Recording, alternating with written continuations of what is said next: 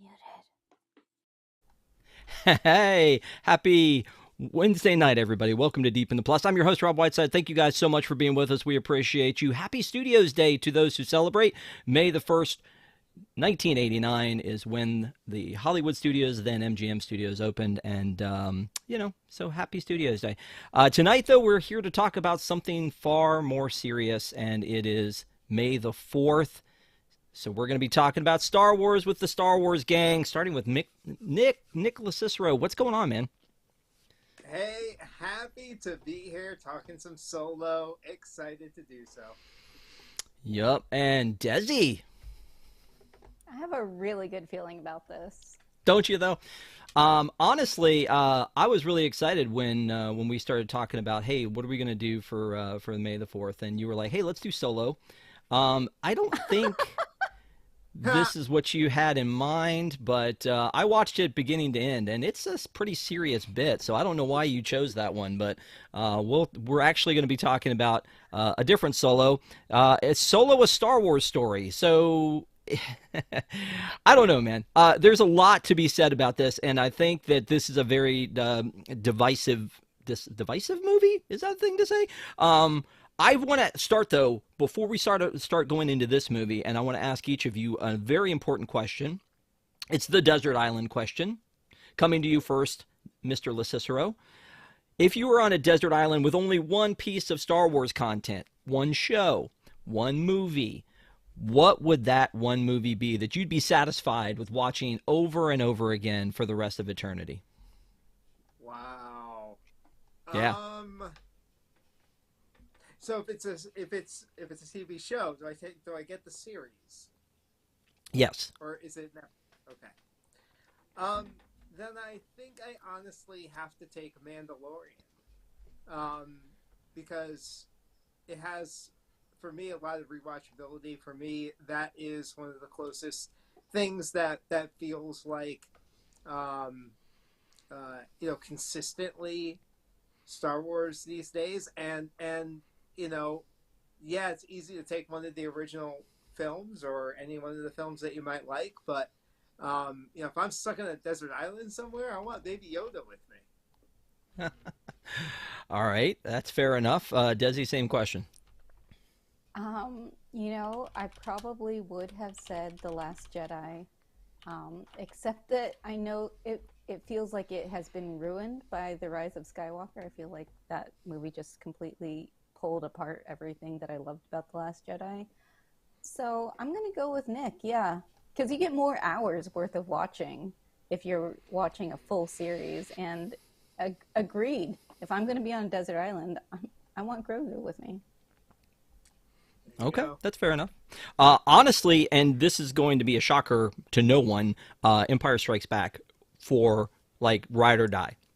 It doesn't matter to me. I don't know. That's the one that spoke to me as a kid. That's the one I saw 21 and a half times in the theater because the projector broke. So 21 and a half times in the theater.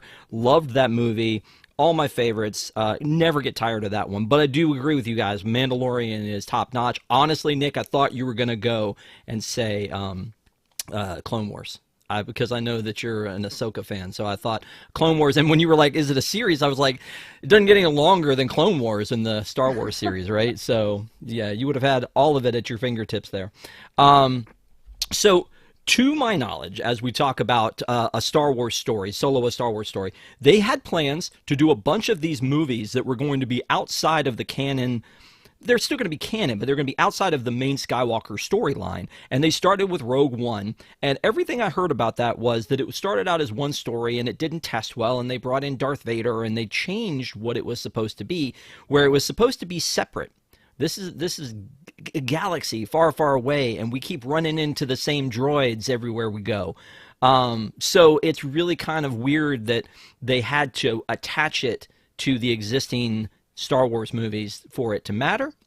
Then here comes Solo, and when Solo came out in 2018, it was like, oh, are they doing too much Star Wars between the Force Awakens series and everything else? And I feel like people were saying, and Desi, correct me if I'm wrong on this, but I feel like people were saying we're kind of burned out on Star Wars. I wasn't, But I were you wasn't. getting that? I wasn't. I wanted even more Star Wars because I was coming off the high of The Last Jedi, which, as you know, is my favorite Star Wars film. Um, I understand that it wasn't everybody's favorite and there was a lot of backlash and all that. So I think that Solo suffered because of that. And I personally did not feel that way at all. Just for me, I did not feel like I was burned out on Star Wars. I still don't feel like I'm burned out on Star Wars. Give me more. Give me all the Star Wars, please. Well, I feel like Mando switched that for a lot of people. That Mando was like, okay, we're back in, and maybe it made more sense on Disney Plus because this was again 2018 pre Disney Plus when they were releasing this into the theater. Disney Plus comes along with the launch of Mando, and it does feel like that resolved a lot of things. As we get into this movie, Nick, when it was coming out, were you excited about some of the cast that was announced, knowing these characters from these actors from somewhere else? Because I feel like that was part of the magic of the original Star Wars was we didn't really know these people from anything else, and here they're like, oh, hey, here's Woody Harrelson and Donald Glover. Like, was that a problem for you, or were you like totally into it at the time?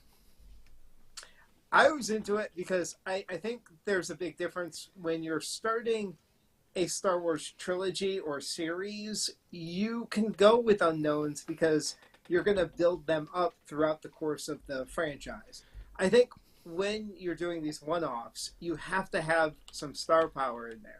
I think they did the same with Rogue One. They had known people in there. There wasn't a ton of unknown people in there in the starring roles. So I think the same thing held true here for Solo. And I mean, as far as casting, I personally think they nailed every aspect of that. I know, like you say, it is a bit divisive, and I think that divisiveness started with the idea of another actor playing Han Solo. And I don't think a lot of people looked past that to even give the movie a chance. And I think Aaron Aldenreich, hopefully I got the name right, did a fantastic job. I think he nailed it, and I wish we got to see him develop it more and more. Who knows? Maybe we will, but I wish we got to see even more of it. Yeah, I don't disagree with that. I think it is hard to go, is that Han Solo? We've seen that happen with Yeah. characters before, like when we brought in Brandon Routh as the new Christopher Reeve. He was Mm-hmm. so good at being Christopher Reeve that I feel like it almost blended together and made it a little boring. And so they almost had to reboot that, with Henry Cavill, and we'll see where that goes from there. But you're right, making a younger version is always going to be a problem because it's never going to be exactly the same. Although it seemed to work for River Phoenix as a young Indiana Jones. I bought that. Yeah. I was hook, Yeah. line, and sinker for that one. That was great. Um, did you have any problems, Desi, with Alden as Solo? Did it take you a while to get into Um, that? I think when I first heard the casting and I looked at pictures of him, I was like, this guy doesn't look like Harrison Ford at all. I was not into it, not feeling it. I did feel like Donald Glover looked and felt like Lando, um, but Alden just did not look like Harrison Ford at all for me, and so I wasn't into it. But when I watched the movie, I feel like he got the Han characteristics down. Donald Glover as Lando, he played that like Billy D. Like that was, hey, baby. Like I mean, he was really like channeling Billy D. Williams. So you bought into that idea of it, and what maybe a young Lando would have been like. So I honestly think he nailed it more so than Solo because again, I'm kind of with like. I feel like he wasn't quite the same. Although, again, talking about casting, back in the day when they cast Michael Keaton as Batman, and I've said this before, I was like, are you kidding me? Mr. Mom is going to be the Dark Knight? That doesn't make any sense. And it seemed to work. And, I mean, even at the Oscars I this year, won- we're still seeing him as Batman. I What were wonder you if going to say? it would have been better if they just waited a couple of years for the deepfake technology to get better. When I saw the last Indiana Jones film and they de-aged Harrison Ford, I was like, wow, that looks incredible. This looks like a young Harrison Ford. Granted, the voice did seem a bit old, but I mean, Yeah. great job with that. Maybe they just should have waited a few years for that technology to be better. The Billy Joel music video. Have you seen that one? Turn the lights back on. So good. Anyway, with the casting in general, though, I feel like they did a pretty good job of it. I forgot Paul Bettany was in this. I honestly did. Like, it's been so long since I've seen that, so I was like, oh my God, it's Vision. Why is Vision being mean to to Qi'ra? But again, I mean, in general, Nick, as a villain, do we feel like Dryden was a good enough villain? I mean, he had the quintessential different weapon with what he was using. It wasn't just like another lightsaber or blaster kind of thing. Do you think he was a good villain? It was good enough. I think what I really liked about this movie was that it was a genre separate from what we've seen in Star Wars before. You know, it was like a heist movie / buddy film, and I think he works as the villain that needed to be in this one. You didn't need a Emperor level supervillain. You didn't need a Vader level, supervillain to be your main villain in this one. You needed, like, I think Dryden Voss did a great job. He was creepy and kind of, menacing, and I like that role. Yeah, I was totally fine with it. I mean, look, you're gonna find that, like, I really have no real issues with this movie. I think it's a perfect way of going about what they set about to do. I thought it was perfectly entertaining, and I thought it was a great ride. And that's really all this needed to be. A great ride. Okay, I got it. Speaking of a ride, it was quite a ride to get a director for this thing. They had two directors, and then apparently they were like, nah, we're gonna cut it, and let's bring in Ron Howard of all people at the very end of the movie. And I know Ron Howard directed this, but at the very end of the movie, and they like the dun dun dun dun, dun, and like the credits come up and it goes directed by Ron Howard. I'm like, it's still like catches me off guard that Ron Howard directed a Star Wars movie. And the other thing about Ron Howard in general is normally his directing anymore is all very Hitchcock. It's very like planned and purposeful, and reflections mean everything. And what you see here, you see 18 different things he had in mind with the shot. I don't know that he was doing that with this, and I think it's probably some of it's because he picked up the pieces after the fact. But most stories that change directors so much don't usually have a happy ending. The Good Dinosaur. It's one of those where, like, people, they start with the original vision. How much of this original vision can you save while making it something better? Do you think, Desi, when you're looking back at this, do you think to yourself, like, I wish I could see what they originally had in mind? Because there was a lot of deleted scenes on Disney Plus. I don't know if you looked through any of those or not. Are there? Oh no, I haven't seen them. I'll have to go back and watch. I don't know. I like the story as is, so I don't know if I need to know or see what it would have been like with the previous director. There are certainly aspects that I'm like, oh, I bet that was a Ron Howard thing. Like the car chase thing at the beginning reminded me of what was that movie that Ron Howard and Harrison Ford did before? Oh my goodness, American I'm Graffiti. going crazy. Yes, American Graffiti. So I'm like, that's definitely a Ron Howard thing. Also, I think his daughter is a great Star Wars director. Bryce Dallas Howard, she is very good at that. Yes, that is true. Yeah, so this movie also reminds me, I don't know if you guys have ever played Metroid. Have you guys ever played Metroid? So when you play Metroid, you start out as Samus, and you lose everything, and you spend the rest of the game trying to get those pieces back. It reminded me, as I'm watching this movie, it felt like a movie where it was, let's give Han Solo everything that he needs along the way. A last name, the iconic blaster, his sidekick, his ship. like he was going through and he was getting all of this stuff. And like Nick, is that what made it a good origin story? And also, am I way off base with the whole Samus thing? No, that makes sense. I Yeah. So again, I think you hit on something that makes it divisive again. Like a lot of people are like, well, why does he have to? Why do we have to know where his name comes from? Why do we have to know this and that and that? And look, I love it. Like, why not? Like, it doesn't hurt.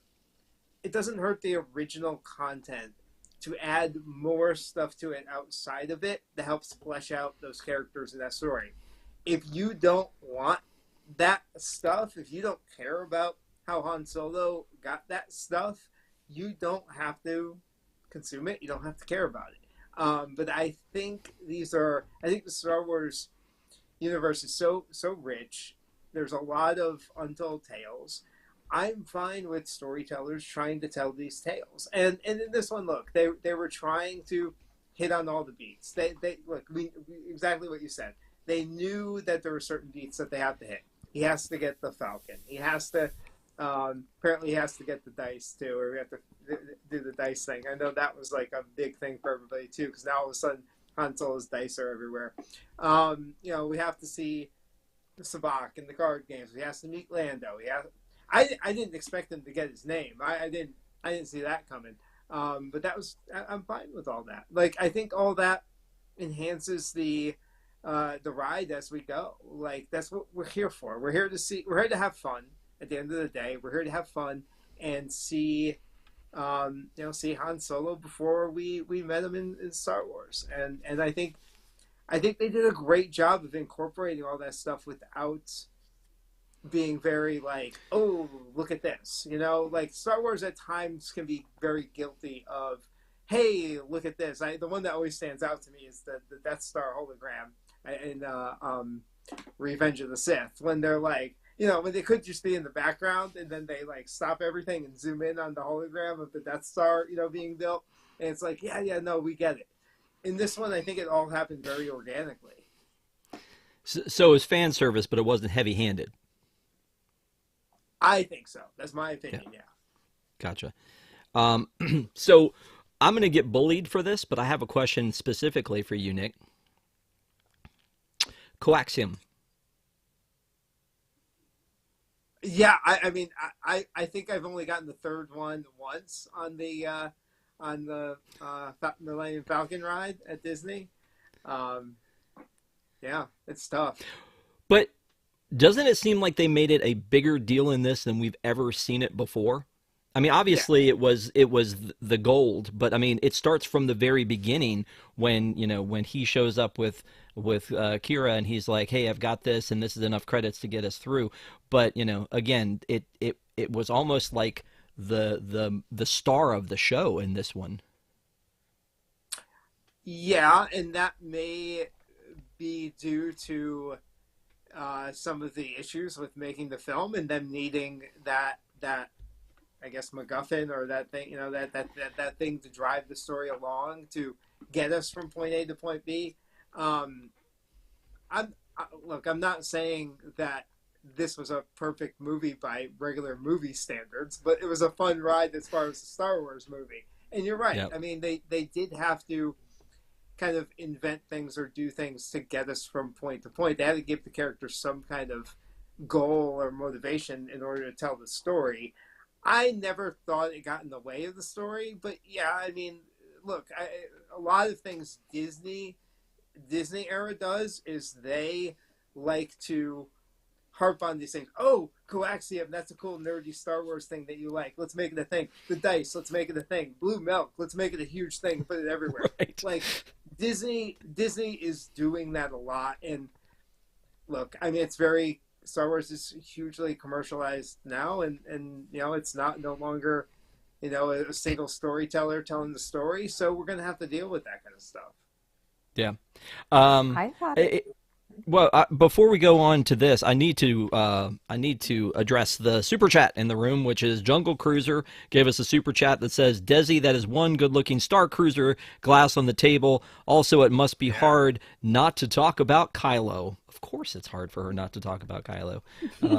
Let me zoom in on that, and also I'm going to throw this question to you while we're zoomed in on you is um, the the aesthetic, and you and I talked about this a little bit on Star Cruiser, was kind of shown on Dryden's ship, right? A little Yes, bit. yes. Going on when I saw Dryden's ship, obviously the first time I saw this movie, I hadn't been on the Star Cruiser yet. And so this was the first time I watched it again after being on the Star Cruiser, and it made me realize how many, I guess, hints from this movie they took and put onto the Star Cruiser, especially from Dryden's yacht. And what I was going to say about the Coaxium before, I really felt like a lot of this whole movie was an ad to get you to go to Galaxy's Edge, because this movie came out right before Galaxy's Edge opened, and it was like, oh, you couldn't get to Black Spire without me. And the whole like taking the Millennium Falcon out to go get Coaxium. I mean, I do that all the time now. The one thing that bothered me was they kept pushing up to go into light speed. Every time I've flown the Millennium Falcon, I've had to pull down to go into light speed. And they had to do it two-handed, like each of them Yeah. hand on there, right? Um, yeah, you made a reference, like L3 mentions Black Spire, and I'm like, oh, I know that place. They said the thing. And there's also the part where Qi'ra says, "Are you taking care of Doc Ondar?" Yes. Yes, I noticed that this time too. And I'm like, "Oh wait, okay, that's it, Nick. That's that synergy you're talking about, right?" Yeah. Yeah. I love that kind of stuff. Yeah.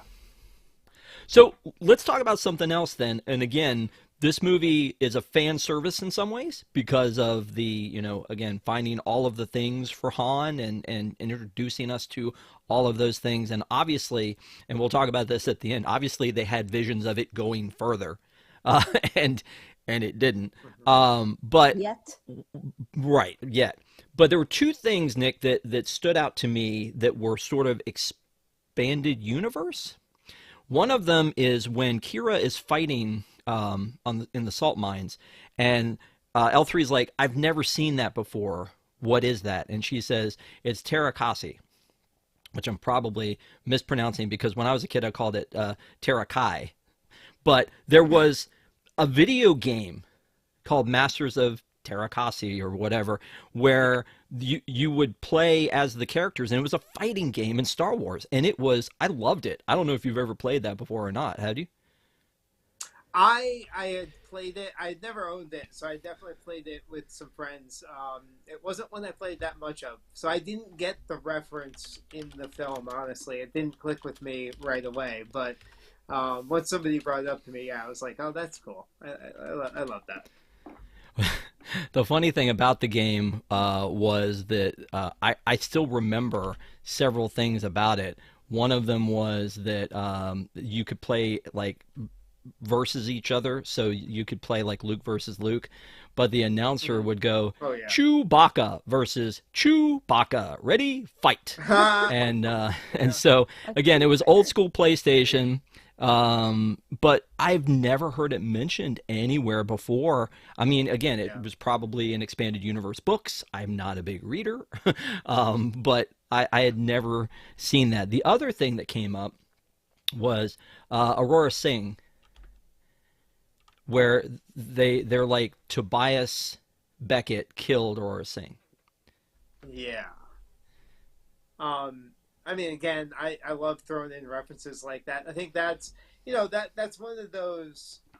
I think it's funny because now we have so much Star Wars content that they can reference things we already kind of know about. Like, whereas back in the day when all this was first starting with Lucas, he would throw out things like the Clone Wars or like, just different things that he'd throw out there. Hey, we had a tussle on this planet, or where I saved you over here. All that stuff where he just threw out planet names and things like that. And we did this, and we had this. And now, because there's so much content, so many books, so many video games, so many comics, so many movies and TV shows, now the references are to things that maybe we don't know how that happened that they reference, but we know the planet or we know the person, right? So, and I think because of that, then a lot of people, in a bad way, call it fan service, and you're just throwing things out. We're the same people. I feel like they used to like it when it was done back in the day, when it was like left unexplained, and then I don't care if they want to take us behind the scenes and show us the mystery. I don't need the Clone Wars to be this mythic thing that I don't know about. No, show me the Clone Wars. I'm glad we got to see it, and so I think I love references like that. And you mentioned fan service. I want to say this because I think this is one of those films that was a lot of people harping on it for a lot of fan service. I don't think fan service is a bad thing necessarily. I think it can be done tastefully, and I feel like this film did it pretty tastefully. I can't think off the top of my head any distasteful fan service moments in Star Wars, but I know there's been a few that I felt were over the top. But I don't think this show did that, or this film did that. I wonder though, and Desi, maybe I'll throw this one to you, is that, like, do you feel like you need to be learned, like have a degree in Star Wars to be able to watch Star Wars anymore? Is there too much of it that you're like, I miss a bunch of stuff now? Or, I mean, do you have to know everything? I mean, I have no idea. I have no idea. It's so hard for me to say that because I am the crazy Star Wars person. So I've seen it all. I've watched it all. I will continue to watch it all. So, maybe I don't get the Terrakasi thing because I didn't play the video game back in the 80s or whenever that was around. Wow, not the 80s, but go ahead. Okay, whenever. But it's like, I like when they drop in some things that if you know it, you're like, oh, that's cool. That's a cute little reference. And if you don't know it, you don't think twice about it. It's not something that, you would ever get worried about, that you're like, oh man, I had no idea what they were talking about. What is it? What is this fighting style? I have no idea. Now I'm lost. I don't know what's going on. I don't feel like it's like that. I'd like to touch on that. Yeah, please. Okay, so when you're done, go ahead. No, go ahead. Oh. Go ahead. Oh, so I think that Ahsoka, as much as I love that series, I think that was one of the ones that crossed the line. I think that one, if you did not watch Rebels and to an extent Clone Wars, or at least the key episodes, I feel they, not just references, but whole story devices, character motivations, things like that, I think you could have been a bit lost. I mean, definitely, if you didn't know the connection between Ahsoka and Anakin, that whole thing is not going to hit you the same way. So I think there's a difference between throwing out a name like Aura Singh, or throwing out a planet name, or, hey, this is that, I'm handing you this blaster. If you don't recognize the blaster, that's not going to ruin things for you.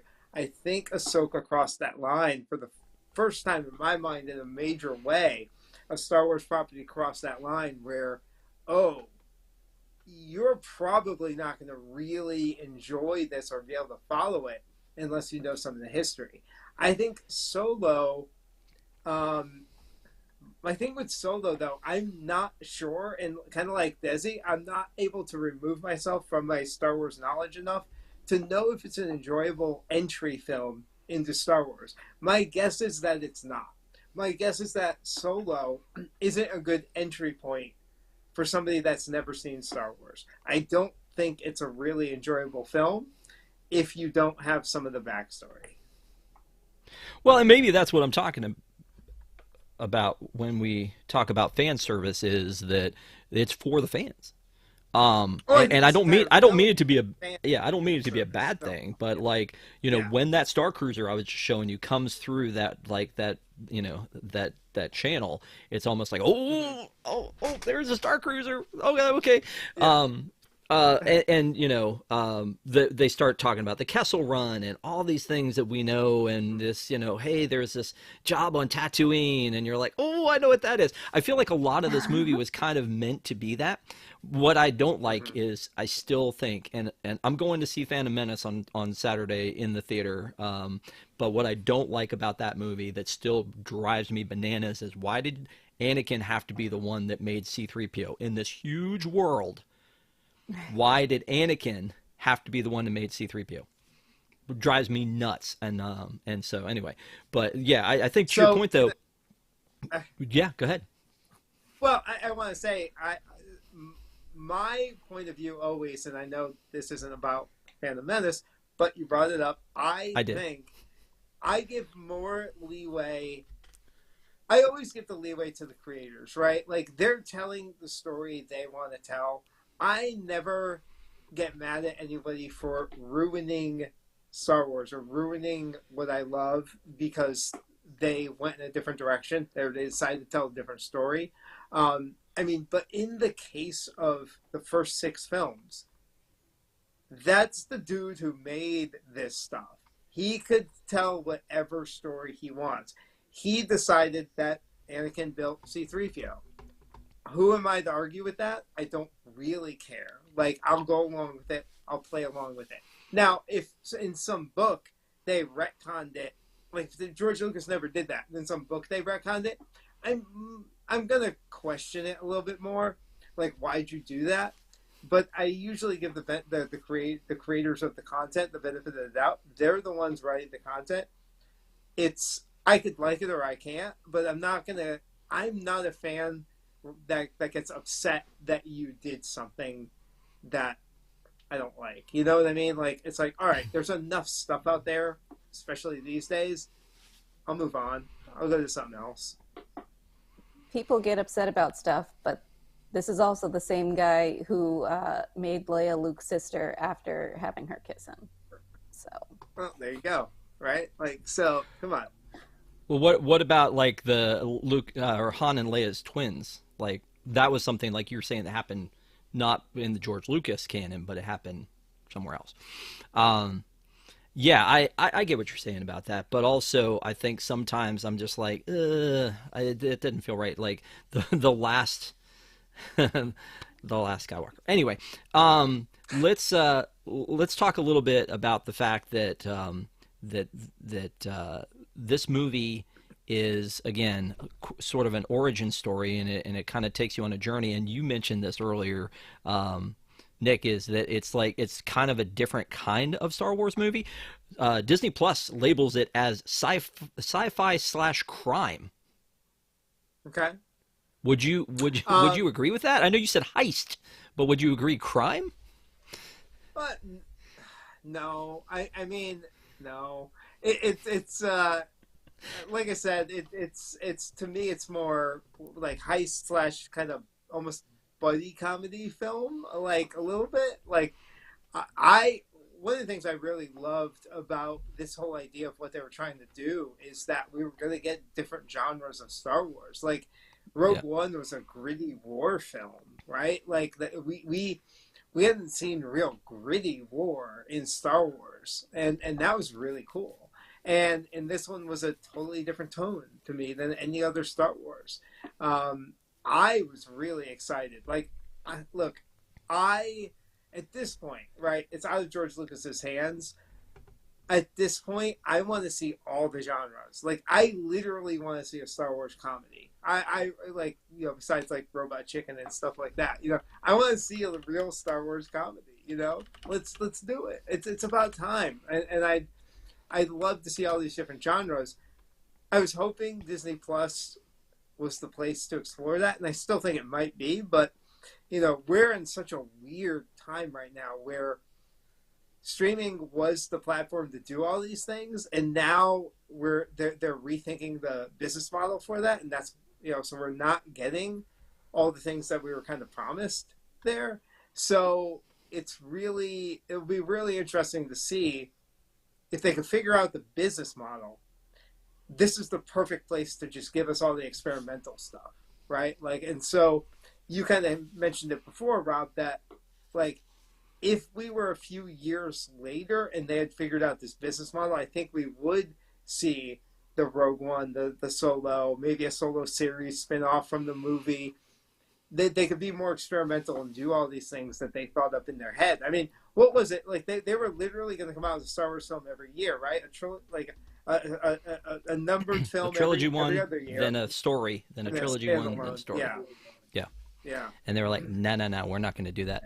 Yeah. All right, I'm going to completely like 360 or 180. Sorry, 180 on this one, Desi, and come to you about something that I didn't realize until I rewatched this movie, is that when Han and Qi'ra are trying to get off of Corellia,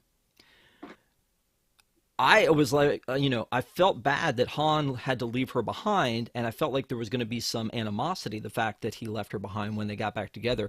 But in rewatching this is her fault. She told him to go. She said run.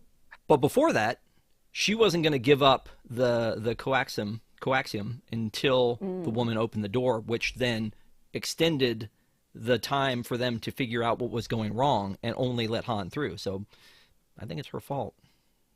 Agree, disagree? I don't think it matters if she had hesitated or not, because as soon as she dropped it and the woman lets them in, she gets on the speakerphone and says, there's somebody who's not supposed to be there. She could have done that even if Qi'ra dropped it immediately. I don't see how it's I'd say go back to the videotape, because I feel like she's at fault there. I'm just throwing that out there. Okay. But but anyway, so when they finally meet back up and she's part of this other life and we don't know anything about where, what she's done, they really keep saying, you don't know what she's done. You don't know what she's done. Could that be the next series? What actually was Qi'ra doing all that time? I'm assuming she was doing really bad, probably murderous things on behalf of Crimson Dawn, which, by the way, is a crime syndicate, so I can see why they would say that it was a crime movie. But back to when they were trying to escape, I will say that my one issue when I watched the movie originally in the theater was that Han's last name, like, it wasn't just that he inherited the last name Solo from his ancestors or whatever. It was like randomly assigned to him by an officer. He's like, oh, you don't have any people? Because he's like, Han, who? And he's like, I don't know. Oh, you don't have any people? Okay, well then you should be Han Solo. And now that I'm watching it, that just is another reason why Rey should have been Rey Solo, because she didn't have any people. She didn't want to keep, the Palpatine last name. There are so many reasons why she should have been Rey Solo. She had a much more of a father figure in Han than she did with Luke. She was in love with Ben Solo. And now she has no prior last name that she wants to associate with. She's her own person. She should be Rey Solo. I'm just saying. I agree with you. I think that would have been a fun twist, since the name of the movie was Rise of Skywalker. I think if they twist it on us and she took the name Solo, I think that would have been really, really cool. She should have. She didn't even get along with Luke. Too. It's a cooler name, Rey Solo. Yeah. Do you did you I love the bit where he's where Donald Glover is mispronouncing Han, and he goes, it's Han. Okay, yeah. Han, because that's what he does, what Billy D does in Empire. It's like, here's my best friend, Han. Wait. Something that I noticed this time watching that I don't think I caught the first time. He is doing it on purpose, because when Han sits down, he's like, what is this game? Sabacc? And then Lando was like, it's Sabacc. So then when he's like, okay, Han, and he's like, oh, it's Han. That was why, was because he was calling it Sabacc, trying to pretend like he's, I have no idea what's going on with this game. And Lando could see through him, and that's why he calls him Han. Interesting. Like, I didn't even That's put that great. together. I just thought I he didn't was notice that belittling until him. this time. No, Yeah. it was he was coming back at him because Han had called it Sabak. Did you know that Anthony Daniels is credited in this movie? Is he one of the Wookiees? I feel like I had heard that. Talk. Yeah. I thought that Yes. was interesting. And then also Clint Howard, who is in every Ron Howard movie. He was in the droid As he should battles. He be. was the one that was yelling with at L3. But yeah, exactly. It's not a Ron Howard movie if he doesn't have Clint Howard in it, obviously. Yeah. That's the two things Ron Howard insisted were a car chase and his brother. Yep. Those You're were the making two that up. changes he You needed to don't make. know that that was in his rider. You're making that up. And then he also said, let's also get Warwick Davis in here Yeah. because he's in all of it. Um, Yeah. did it bother you how many times the pronunciation Wookie was done? Wookie. Have you ever cuddled with a Wookie? A Wookie. Oh, A Wookie would be a great thing to have on this job. A Wookie. I don't I don't think I know. noticed I, that at all. Oh, you'll I never will unhear it. say, and I don't know if this was going to be one of the things you brought up, Rob, but one of my favorite parts of the movie, maybe my absolute favorite, is the meeting of Han and Chewbacca. I think they told that story very, very well. I love the comedy in that meeting. I love that it was comedic. I love the awkwardness and um playfulness of their first meeting. I think it was a great way to get those two characters together and kind of set them on a lifelong friendship together. I absolutely adored that, and that is my absolute favorite part of this entire movie. The meeting of Chewbacca and Han. Yeah, it was great. It was great because it was very playful, like I can imagine a young Han being, and this was one of those scenes that it's like he's being manipulative a little bit, deceptive, smart, cunning, and humorous, and like that's very Han Solo, and that's to me that scene really cemented Aaron's kind of portrayal of Han too. Like I was like he nailed it. Like this is I could totally buy into this is how they met, and this is how their friendship started. Okay, then I have a question for you, a follow up on that one. He speaks Wookiee back to him. We've Mm-hmm. never heard him do that before because it's never been necessary because Chewie gets like it's always been he's been the interpreter for the rest of the group where Mm-hmm. Chewie will say something and he'll go, "Oh, yeah, I get that." And then everybody's like, "What did he say?" You don't want to know. I mean, so it's one of these things where he's talking to him in Wookiee. I thought that was a little weird. No? Well, are you saying it's weird that he knew Wookiee at this time, or he doesn't speak Wookiee to him in future installments of the series? Yes. Both. Okay.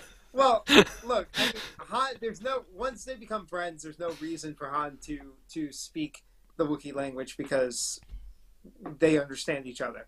I have no because of Han's scoundrel underground dealings and things like that. I'm sure he had to learn a lot of different ways to get out of a lot of different things. The universe is built with a lot of different languages, so I think I totally buy it. That never came across my mind. Like I have no issues with that whatsoever. That he would possibly know all these different languages to talk to all these different people to get out of situations and things like that.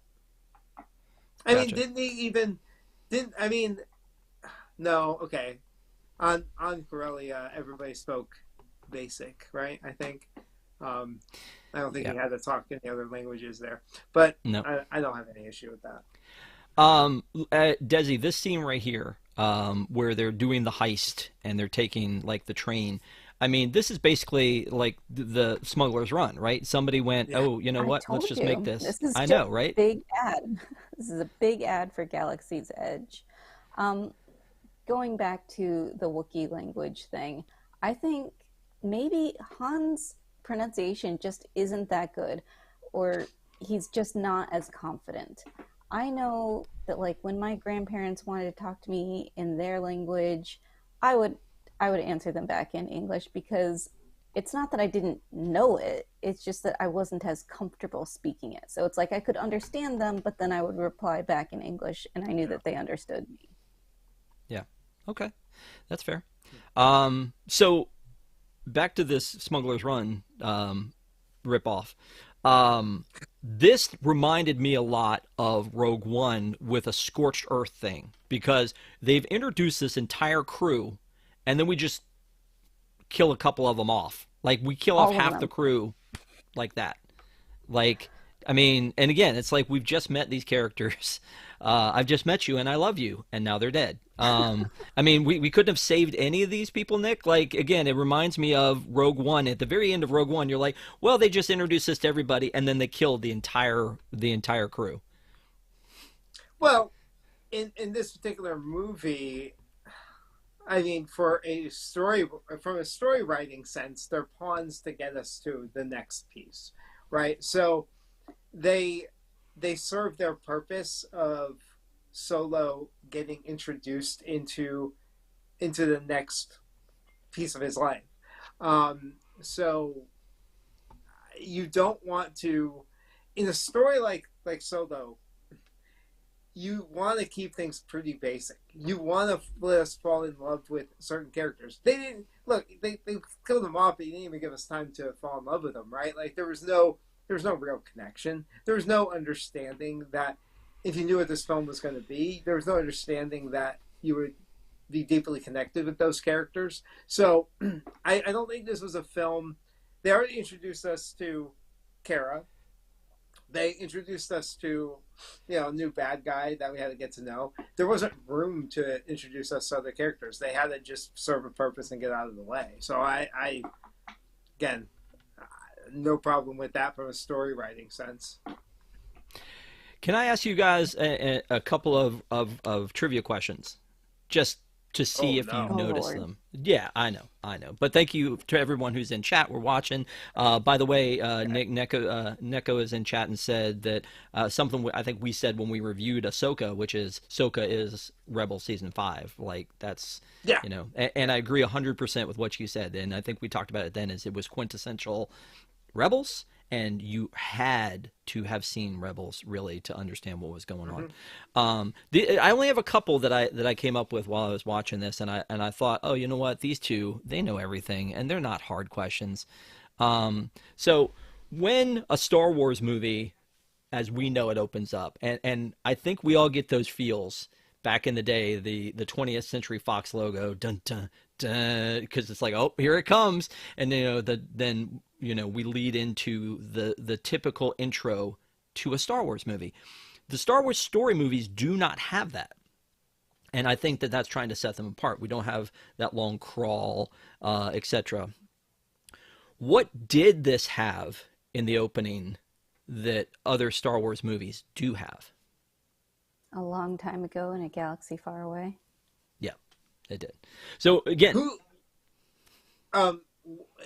By the way, the score was beautiful, and that opening scene. I love the music in this film. Was this who was this? This was oh my gosh, his name is escaping me, but I know it. Um. Ah, you guys, Was sorry, it not but, John caught Williams? there. No, it's not John Williams. It's the other guy. He's very famous. not James Ugh, Horner, I assume. no. John Williams is listed. John Williams, John Is it John Powell. Williams? John Powell. John Yeah. Powell. He did a lot of Star Wars stuff. I mean, a lot of Disney stuff. Sorry. Yeah, but and again, we'll talk. I want to talk about the music in a second, but let me finish. So yes, when it opens up, you had the 20th Century Fox, you had the drums, you had the whole deal, and then it would be like a long time ago in a galaxy far, far away. That fades, and then the Star Wars logo, and then the crawl. They've separated. This is a Star Wars story. This isn't part of the Star Wars trilogies, the Skywalker saga, any of that. But I did think that was interesting that we saw that at the beginning, because we don't see it in the beginning of the TV series or any of those other things that we see. In this movie, and see, I told you, Desi, it's gonna be easy. It's easy. In this movie, Chewie tells Han Solo how old he is. How old is he? 190 years old. That is correct. See, I told you. Easy as pie. He's like, man, you look pretty good for 190, because he's like, I've been around for 190, and then he sits in the cockpit, and again, that's part of that music. I get, yeah, you get it too. You get the goosebumps. When Han signs up for the Empire, which seemed like a panic move because he was trying to get off of Corellia, he didn't know what else to do. He's being chased down, so he decides to join the Empire. In a way to get off. From the moment that he signs up till we see him again is a blip. How many years? 3. 5. 3. She's on fire, man. She's on fire. She can't be touched. Yeah, she's on fire. Yeah. And one other thing, you guys may have looked this up, but Lady Proxima is voiced by Linda Hunt, who also voiced someone else in the Disney canon of famous note. Can you name who she voiced in a Disney animated series? It's not really a Star Wars question. Animated series? No, movie. While Dizzy thinks of that, I want to say that she is my least favorite part of the film. I dislike that whole scene. It's so dark. It's so weird. Her voice is weird. That is my least favorite part. It's probably the old director. Yeah, that is a weird thing because again, it's very But you know what, Nick? It has that comedy element you were talking about because he has the rock and he goes click click. It's a thermal detonator, and she goes, "You made that clicking noise with your mouth." Yeah. So, is it Mother Gothel? Movie? Yeah. What did you say, Nick? It is not Mother Gothel. Is it a modern animated movie, like recent, or is it kind of older? No, it's back in that rebirth era of the 80s and 90s. Ursula. She was Grandmother Willow. Dead, isn't she? She was Grandmother Willow. Because you guys are never getting there. It's Grandmother Willow. No, never. But see, that's the thing is, like, when I hear Lady Proxima, I'm like, oh, that's Grandmother Willow. Like, I know we don't have that much time left. Can I ask you guys a question? I want to bring up one topic. Okay. Yeah. Desi, droid rights. Like, what did you think of that whole thing about freeing the droids, droid rights, droid independence? Like, I thought that was a little bit weird. Like, that was probably my least favorite. Yeah, if you take it down the complete path of really thinking about that, that starts to get really scary for, like, thinking about droids and droids having feelings and rights and all that stuff. Was it not a little weird for like me. But was it not pretty much everything about L3 was weird? But was it not commentary for women's rights? I mean, were they really talking about droids, or were they talking about? Because I mean, maybe, but if you really make me start thinking about that in Star Wars, that droids are slaves, then you're really taking some of the enjoyment out of this for me. But although comedically, I love that Lando was in love with a droid and was romancing a droid, and that droid became the heart and soul of the Millennium Falcon, which I really love that story. But thinking about the whole idea of droids want to be free, I don't want to be thinking about that. Like, does my phone want to be free? Like, I don't know. Fire Chief 66 in chat said, "Free the house elves." It's uncomfortable. It's uncomfortable. See, that I'm okay with, right? Like, that's a living, but it's living, yeah, creature. Droids, but that are programmed. But that line where Lando says something about "What can I get you?" and she goes, "Equal rights," like. Yeah. I think L3 seems like she has equal rights. Why is she so sassy? Lando treats her like, like a girlfriend, his lady. Yeah. That's more problematic for me than what that what the other rest of it means, but that's fine. All right, so let me talk about two things, and then we'll see what else you guys want to talk about and wrap up. One thing is the music that we talked about. The way they swell the original Star Wars music in with the John Williams score, and I think that again, it's at those points where Samus is getting her weapons back. It's when Chewie sits down in the cockpit as the co-pilot, and you hear that swell of the music, or when like the TIE fighters break in and you hear like a little bit of that music. It, to me, is so important to giving me all the feels. Desi, you're nodding your head a lot to that. You would agree to that? Yeah, and just a little taste of Duel of the Fates. Yeah, I loved it. That is one thing that I think I wasn't paying attention to in the theater, but on rewatches I have noticed and enjoyed.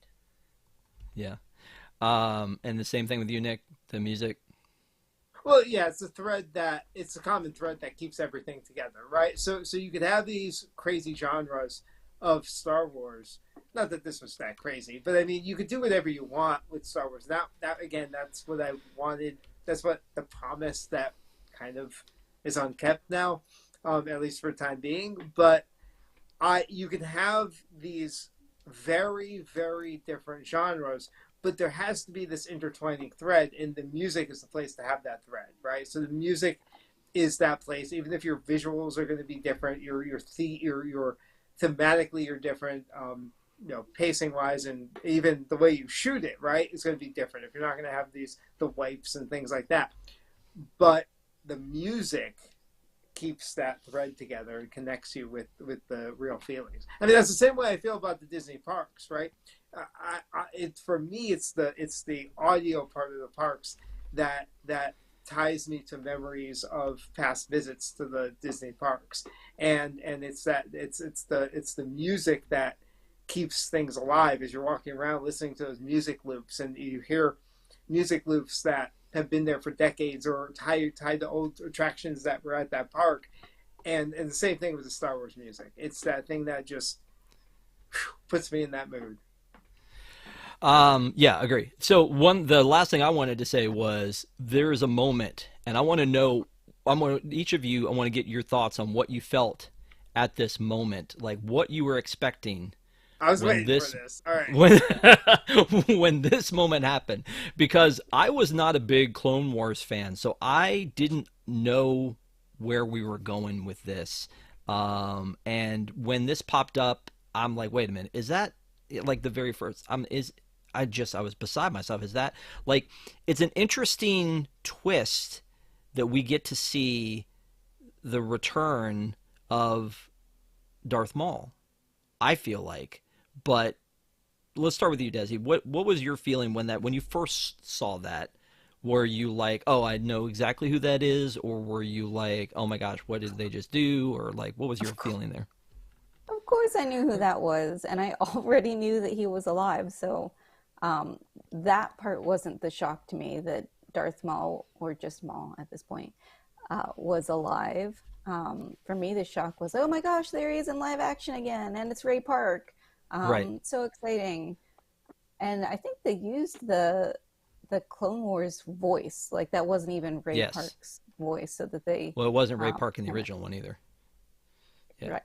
So they spliced that together. So I thought that was pretty cool. But yeah, when he showed up on screen, I lost my mind. I was like, oh my God, I can't believe it.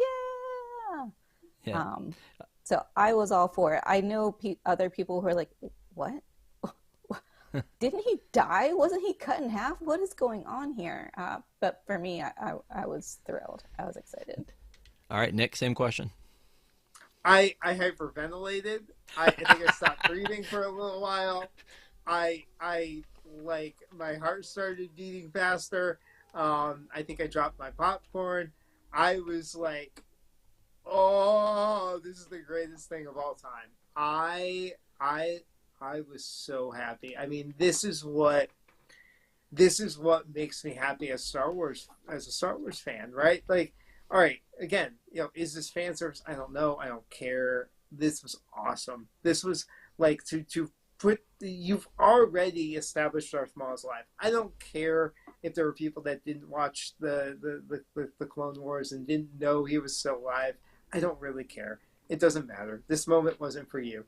This moment was for those people that knew this story and like would be able to connect with it. Look, you could figure it out. Like I went to the movies with somebody who had no idea, and after the movie they were like, I thought Darth Maul was dead. No, and I had to tell her, oh, you know, this, and she was like, oh, okay, whatever.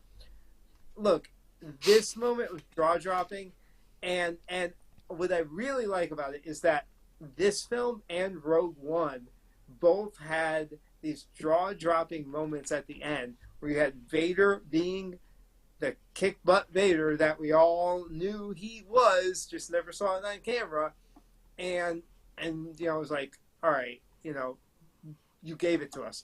In this one, this was 100% unexpected. Like, no one in a million years thought that they were going to drop Darth Maul in here. But it also makes me sad because this was the setup of a promise not delivered. Yes.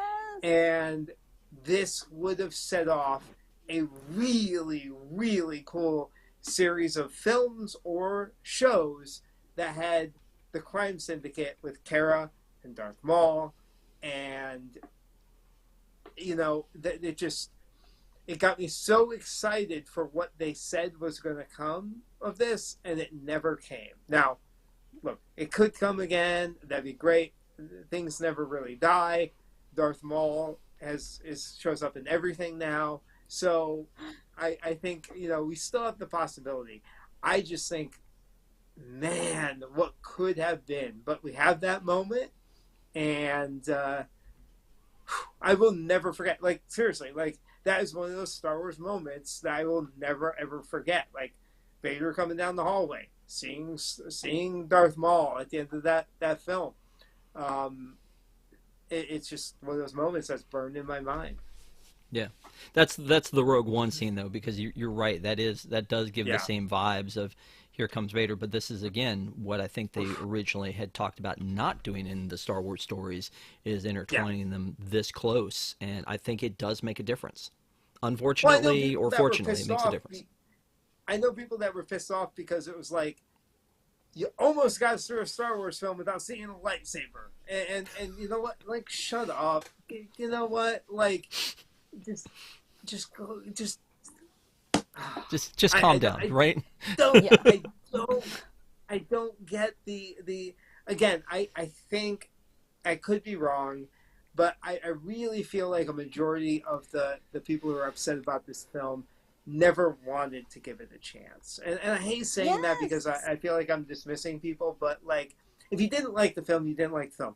Great. If you honestly gave it a chance and went in with an open mind, okay, and you didn't like it, I really don't care. But if you were close off to it and you were never going to give it a chance because you were like, well, there's only one Han Solo. No, look, I want more content. I want somebody to play Leia. I want somebody to play Luke. We talked about the deep fakes. I'm not 100% sure what I feel about seeing a deep fake for an entire film. I don't know. But what I do know is I love what they did in Mandalorian with Luke Skywalker. I love what they did at the end of Rogue One with Princess Leia. I love the Harrison Ford thing in Indiana Jones that Desi brought up earlier.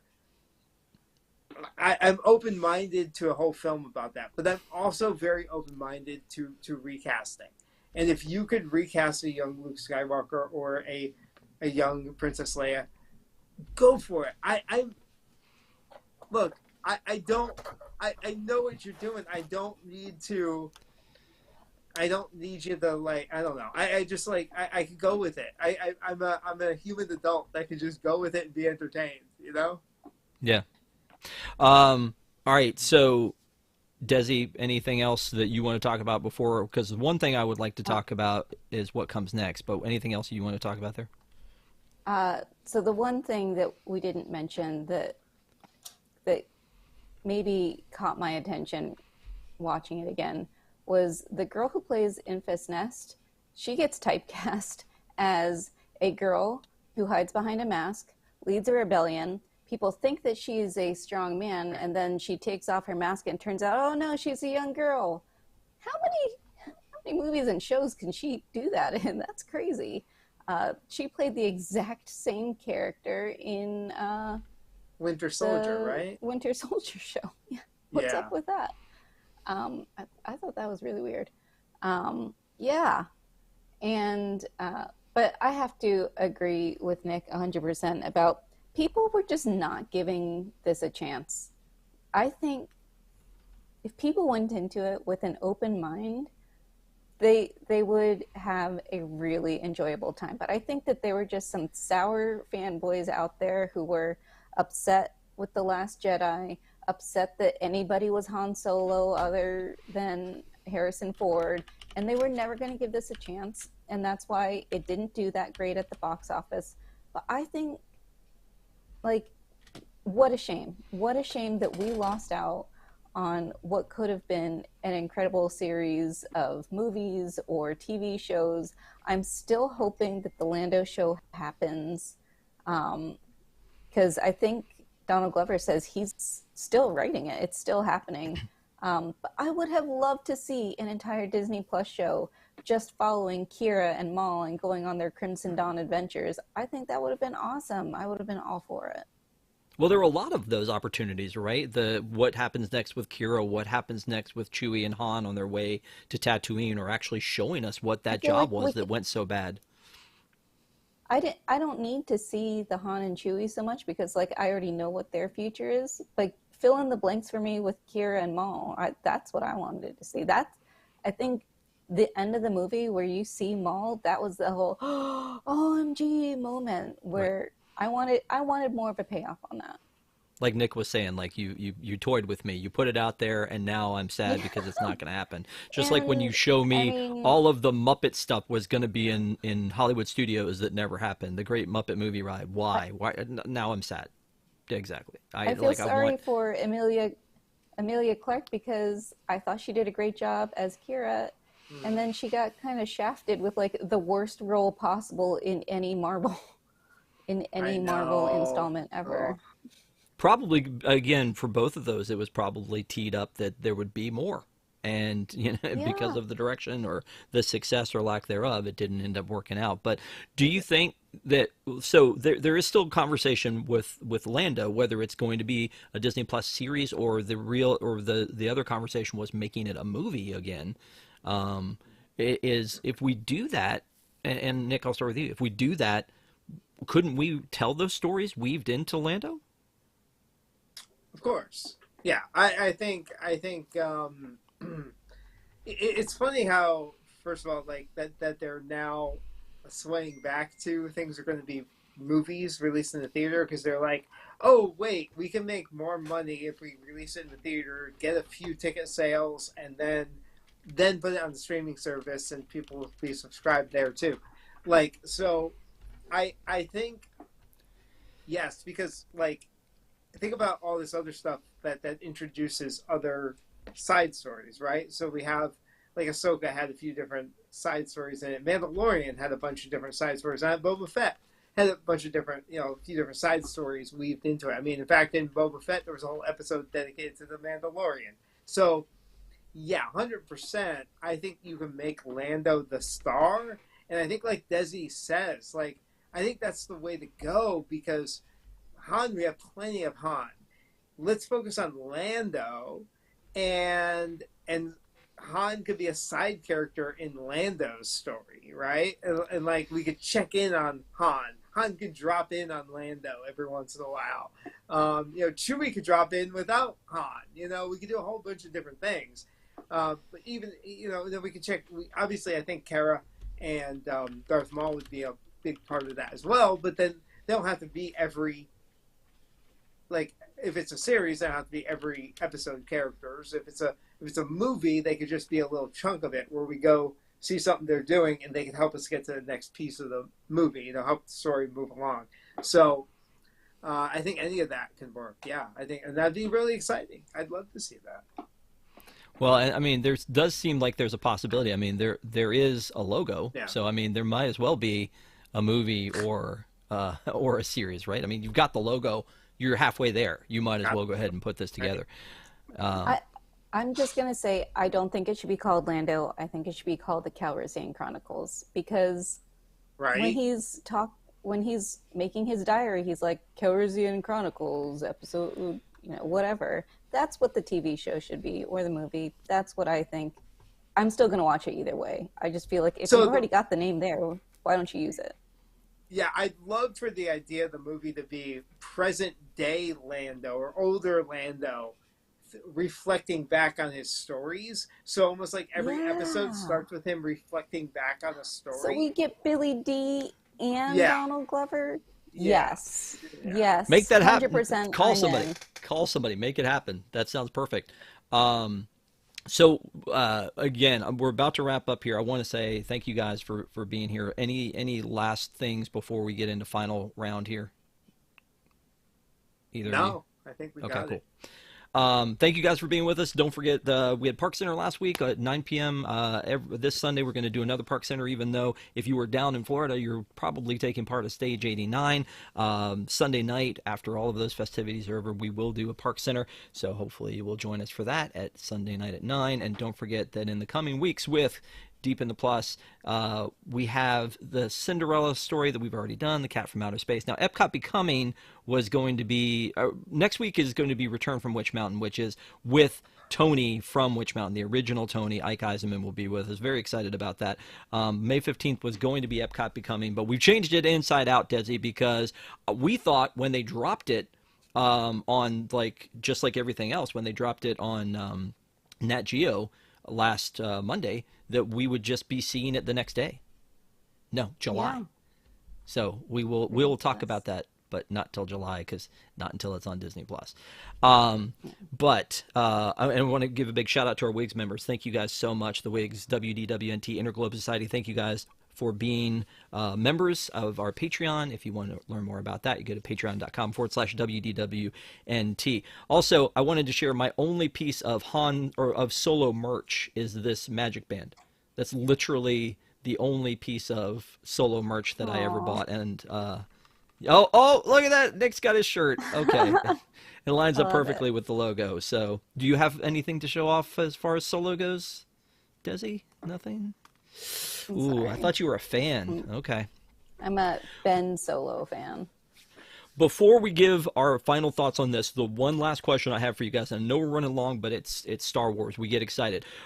Is what, and each of you, I'm going to ask you guys this individually, what Star Wars are you looking forward to the most next? I feel like it's the same for everybody, but Nick, what are you looking forward to the most? What's the next thing? So I'm not gonna say it's anything that we don't. Like, Star Wars has done a really, or Disney Star Wars has done a really bad job at telling us something's coming and then it never comes. Like, I'm pretty excited for the Rey movie, but like until I see something concrete that it's really 100%. Like, I don't even know if it's in. It may be in production. I have no idea. I don't think it is. Until I see that, I'm not going to include stuff like that. So honestly, it's something that's coming out in a couple days. It's Tales of the Sith. I'm super excited for Tales of the Sith, even more so maybe than Accolade or Acolytes, whatever. Yeah, I don't even know the name of it. Yeah. But I don't know. But I also wasn't crazy excited for Mandalorian. I was like, it could be good, could be bad. So Acolytes could be amazing. Tales of the Sith, I'm super excited for because Tales of the Jedi was so good. I love, again, like I said, there's so many stories to tell. There's so much timeline that we don't know that if you could pick these little snippets and just give me these little animated stories, I love it. I'll eat it up. So I'm super excited to see what they deliver to us with Tales of the Sith. Okay. And Desi, what about you? Is it a cop out if I say something that's already out that I just haven't done yet? No. I haven't done the new Star Tours yet, so I'm hoping to do that Oh. on May the 4th. And I'm just going to go over and over again until I get all of the new scenes. Nice. That's what I'm most excited about. Cool. Well, and we've talked about that before. Like, why wasn't there Solo? Why wasn't there, You know, they had the ability to do it. They had the actors together. They could have shot it and put it in, and it would have been so easy to do. But it has been so long since we finally got this stuff, and it seems like at a random time too. Why didn't you have this ready when Ahsoka came out? Why didn't you have this ready when Mandalorian season 3 came out? It seems weird that would be the thing. I'm actually pretty excited about the Acolyte, by the way.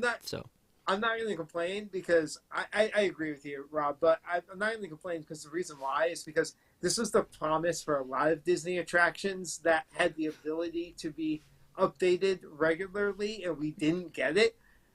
Let's face it, we get a fair amount of updates for Star Tours. They may not come when we want them or like be timed with anything, but compared to other things where they can potentially update, like and shoot scenes in and out, we don't get it very often. So this one, honestly, I have no proof to back me up, but I'd have to say this is the most they've changed a single ride like consistently, like being able to just put in something new and give us new experiences. Like they do a fair amount. Okay, fair enough. All right, so here it is. Here's the big question. We've talked about this movie. We've not actually spoiled too much here, but then again, it is an origin story, so you kind of know where it's going. But we really haven't spoiled too much here. So I'm going to start with you, Nick. And the people want to know, would you recommend this movie? Oh, highly. You know, I guess I kind of touched on this already, but I don't know if it's a good entry point for Star Wars. Like I said, I would say it's not. Like if obviously, if I was introducing somebody to Star Wars, I'd do it a much different way. Never introduce them to the solo film to start with. If somebody kind of stumbled upon it as and they never saw Star Wars before, I don't think it's very good in that respect. But yeah, I mean, if you're even slightly into Star Wars and definitely have seen the original trilogy, right? Like if you've seen nothing else but the original trilogy, watch Solo. Watch Rogue One. You'll be totally fine. If you don't want to watch the prequels or sequels, fine. If you don't want to watch Mandalorian or Ahsoka or Clone Wars or Rebels or any of that, fine. But if you watch the original trilogy, might as well watch Solo. All right, that's fair enough. And that's my endorsement for it. Hey, might as well watch it. If nothing else is on, you might as well. Desi? I give this movie 2 thumbs up.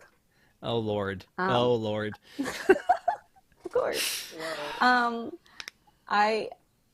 think that this movie is great. I think it's so much fun. I think that some people just get way... I mean, I get way bored. But sometimes people are like, this is so serious. It's like Star Wars is their religion, and they go crazy, and they're like, oh, well, you know, it should have been this way or that way. Just relax. Just have fun. Just come for a good time. Get your popcorn. Put your feet up. Like, let's all just have a good time and watch this film. I get that Alden is not Harrison Ford, but you know what? He does a pretty good job. And I still enjoyed it. I thought this movie was great. When I saw it in the theater, I was like, that was so much fun. I loved it. So I think that people's issues were not with the movie itself. I think that people had a problem with The Last Jedi. This happened to be the very next movie that came out. So people were like, oh, I'm going to boycott Disney Star Wars. And they just didn't give it a chance. I think if you give this movie a chance and you go into it with an open mind, you're going to have a good time. And like Nick said, as long as all you've seen is the original trilogy, you're fine. You don't need to watch hours and hours and hours and series and all of that to enjoy this movie. Just watch the original trilogy, just watch this, and you're good. It's not like Ahsoka where it's like, well, if you haven't watched all Rebels, you're going to have no idea what's going on. This is fine. This is fine for a casual Star Wars fan who isn't, you know, going to need to watch every single piece of material. I highly recommend it. I say go watch it and have a good time with it. Did you say get your popcorn? I had one of my Star Wars, like the fighting droids that they had in that like pit, and like had one of these guys nearby. Oh, that's awesome. Yeah, I I remember love it. when this film came out, I was really excited because they hadn't done many like Star Wars promotions like this until this movie. I feel anyway. There was the whole Denny's promotion. Do you remember that with the trading cards and the cups? I don't know if either of you did that. I remember I hadn't been to a Denny's in like 20 years, and I remember visiting three different Denny's, and one of them that I went into, they like made me order like all the meals. Like, so I think I ordered like four Grand Slam breakfasts to go, and I was like they were like, oh, you know, I was like, dude, you just throw some. I don't even need the freaking meals. Like, just give me the cards.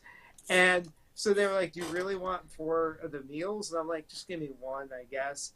And and so like they got me all the like the card packs and the cups and everything, and I think I had some, you know, like it took me a while because I had to trade with some people to like collect the whole set. But yeah, no, I got that whole stupid set of trading cards and cups. Now they're in a box somewhere. I don't know.